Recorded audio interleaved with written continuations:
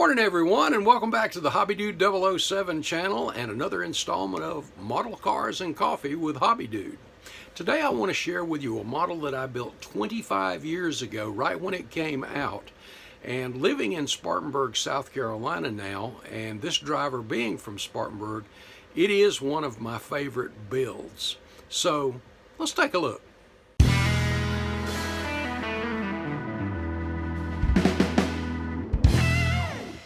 Bring your model to life with MCV products. Visit them on the World Wide Web at mcvproducts.net.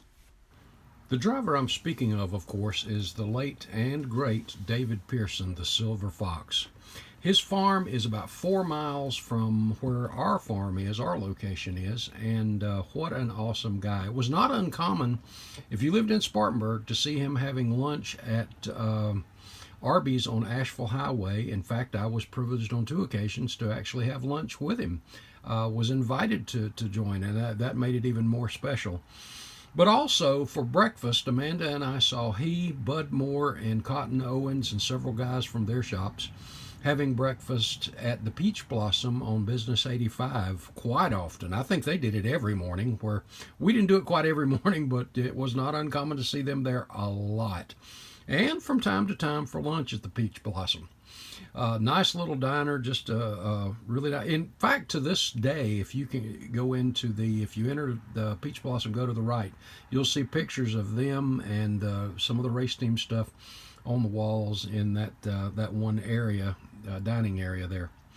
But to pay tribute to David Pearson, when in the year 2000, the Polar Lights Torino series came out, I had to do one. And you guys know I love to research. So I was fortunate enough to come across this. A Holman Moody race car technical manual. And this also has the high performance parts. And we're going to take a look at this real quick. And, you know, you always could buy parts and things from Holman and Moody. And, of course, this book made it special. And this is the paint scheme that I decided to go with the big Torino Cobra on the quarters. And this picture here is the 429. I chose to do the 427, and if I don't forget, I'll show you why in the technical manual here too. But as we get into it, I've put a few pictures in there too. But now I want to share this with you. This is so cool. This is one of their kind of rolling chassis, or just the chassis and the roll cage. If you bought that from Holman and Moody in 1969, you would pay a whopping $1,500. Woohoo! Now that was a deal back then. But as you see, that was the roll cage, side roll bars, front hoop, subframe, foam rubber padding on the roll bars, the shock mounts. Everything was ready to go. And again, these are just some of the pictures that I stuck in the manual here. And we'll look at a few of those as we go along. Now this, I took and enlarged a little bit, and I'll show you why in a minute, because when I displayed this model, I wanted it to be something that had a background or something unique to it. So I took this cutaway and took it to, back then, again, this is 25 years ago, took this to, let me fold this to the back, the white part of the book. And I think it was Office Depot or something like that. And I had them print this on transparent. So as you see, I have a transparency. It's a little dusty, of course, of that picture that, and you can see the clear stand I had behind it, that would sit behind the car, as you can see in this picture. This picture, by the way, was taken in Toledo, Ohio at the NNL Nationals. But I thought that would be a cool thing to do, and I have done 2 cutaway backdrops since this one, but this was the first one, and I don't know how I came up with the idea, but kind of cool, huh? But to have that transparency behind it. Anyway, getting back to the research, this car was, to this time and this era, was one of the most detailed cars I had ever done.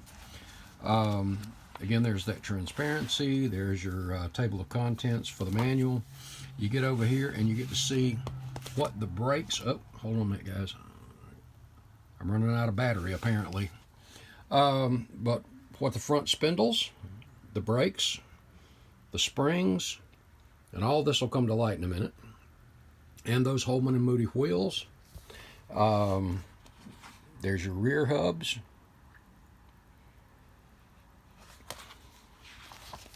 And there's your front suspension, your shock mounts, where everything goes there. And these illustrations, and you see we've got a picture there. There's one of those blue streak tires on there. The setup for the harnesses. And you'll see all of this in the model too. And by the way, you notice the floor is kind of a gray. It's kind of a matte, but I'll show you that too. And then the dashboard with a wood grain. And check this out. The electronics panel is in what would be the glove box. So you had all your electronics in there.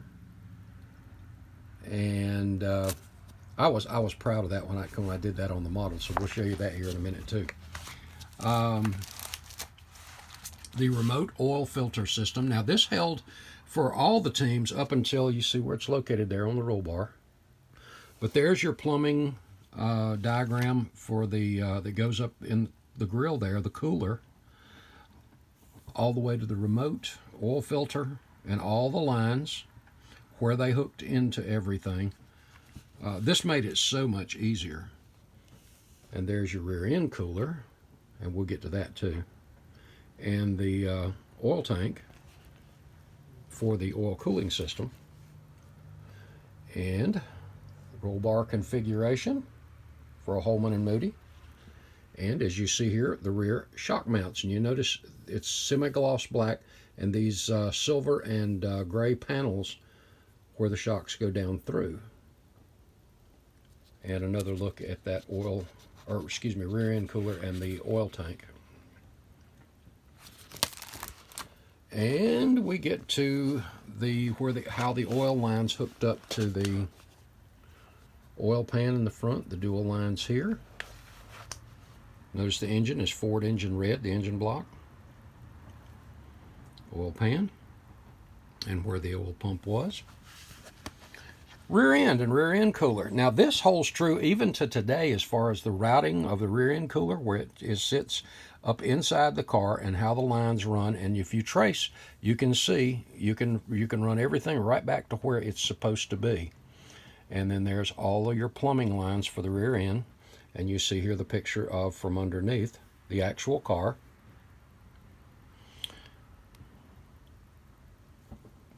And where that line runs into the rear of the back of the rear end.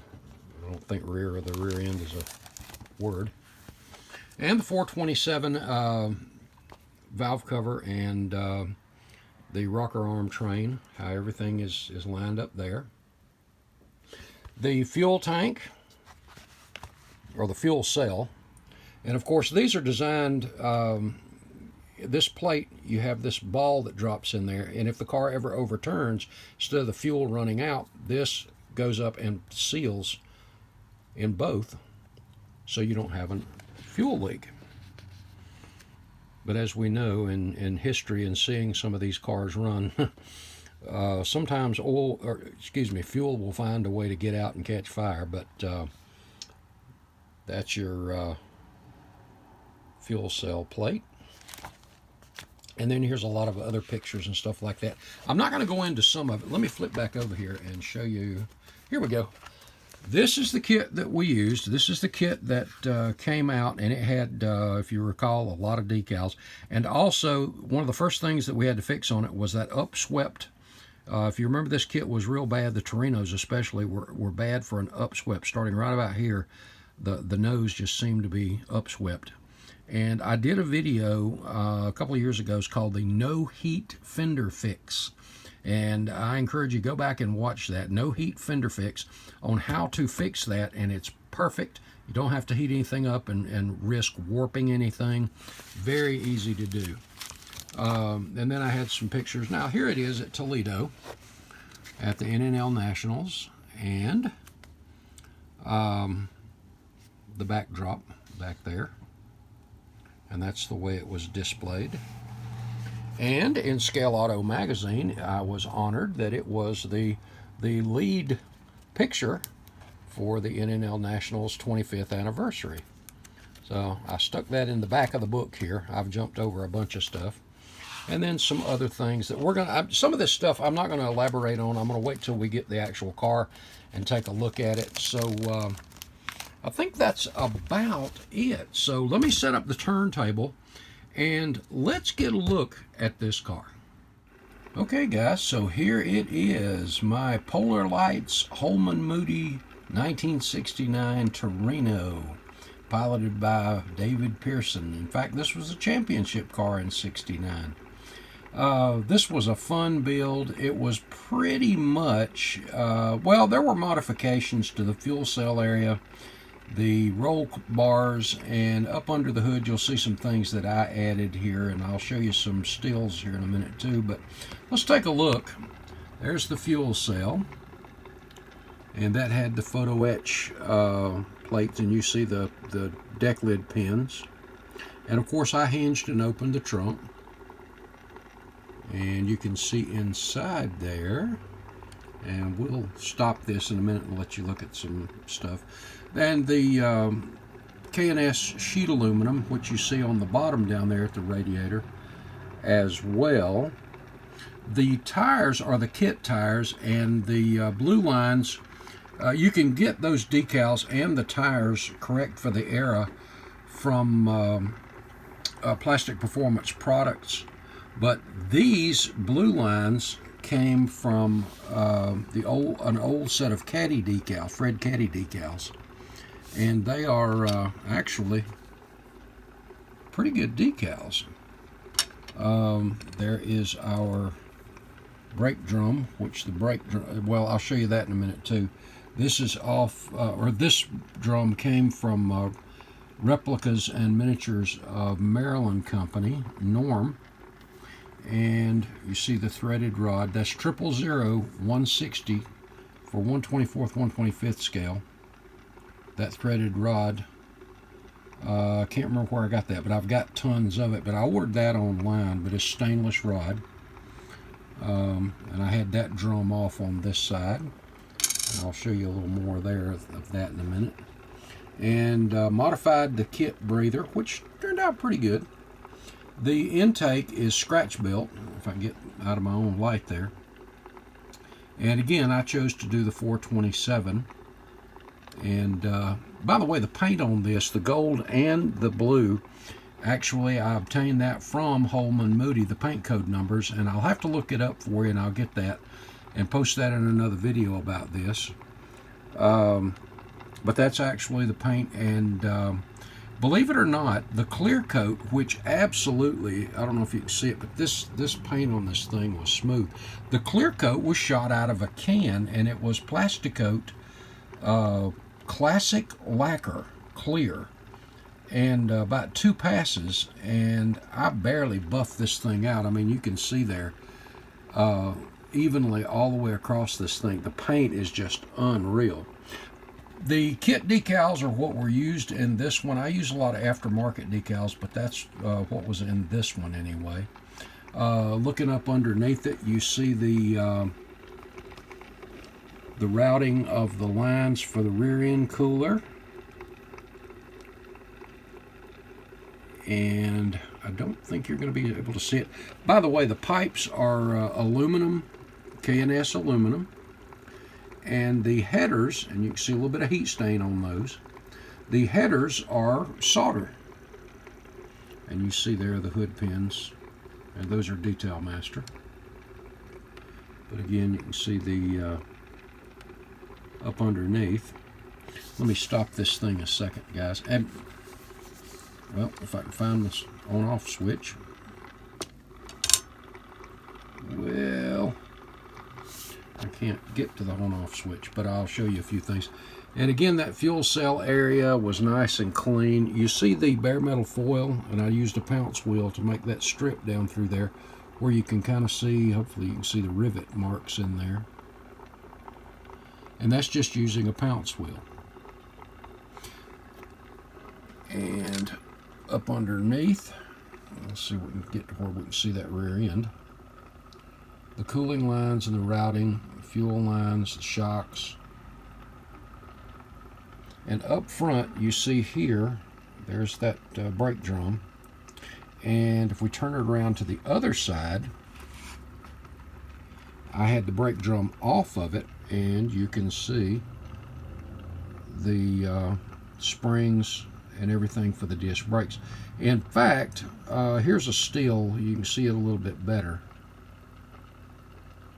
And this drum brake assembly here, everything was scratch built, and it's comprised of about 17 parts, individual parts.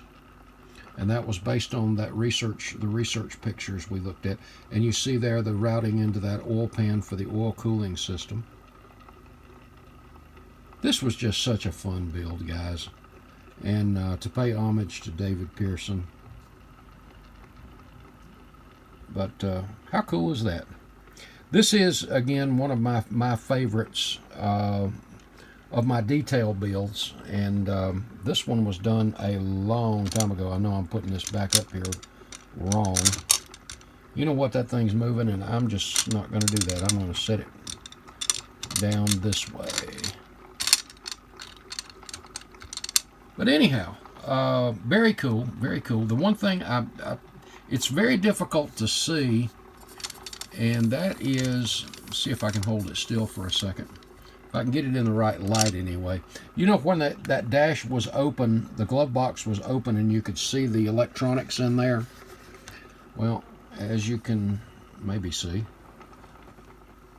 I've got that open, and you can see the electronics. Well, maybe you can't. There we go. You can see. You know what? Let me take a still and insert it right here. But I thought that was really cool and really fun to be able to replicate that as it was. But an awesome build, and a great homage to the great David Pearson, the 1969 championship car. Well, guys, that's it for this go-round. Hope you enjoyed this week's Model Cars and Coffee with Hobbydude. I hope y'all have a great week. Remember, Hobbydude loves you. God loves you. I'll see you in the next video. Thanks so much, guys.